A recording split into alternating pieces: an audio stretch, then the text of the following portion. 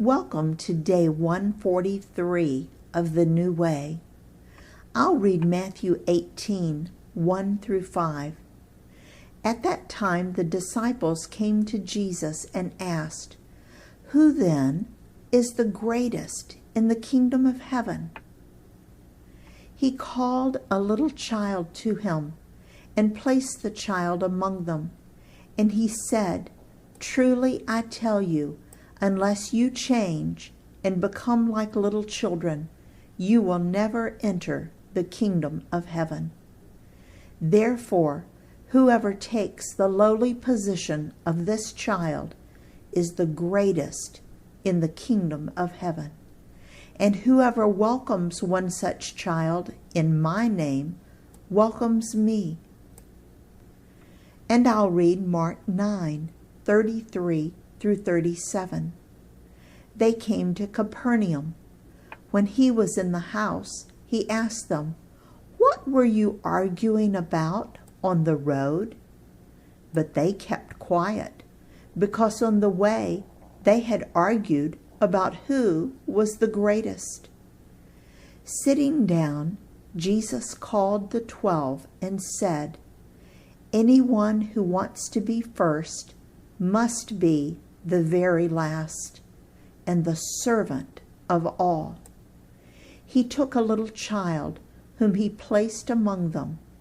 Taking the child in his arms, he said to them, "Whoever welcomes one of these little children in my name welcomes me, and whoever welcomes me does not welcome me, but the one who sent me."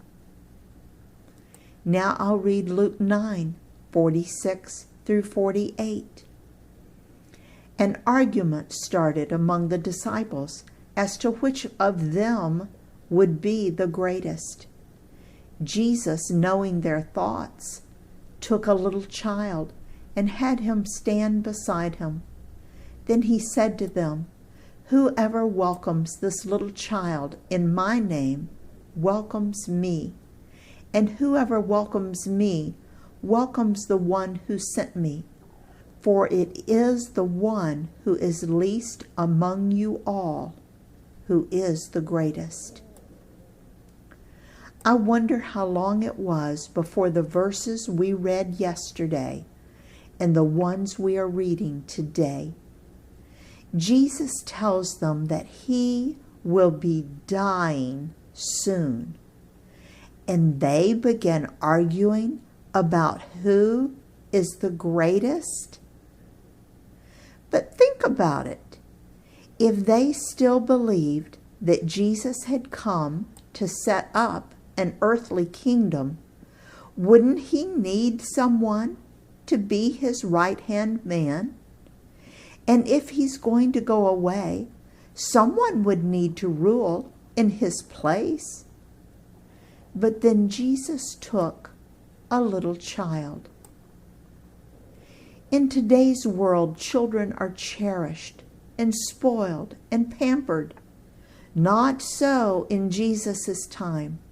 They were not considered important at all. So what was Jesus saying? Is it easier to welcome someone who is somebody?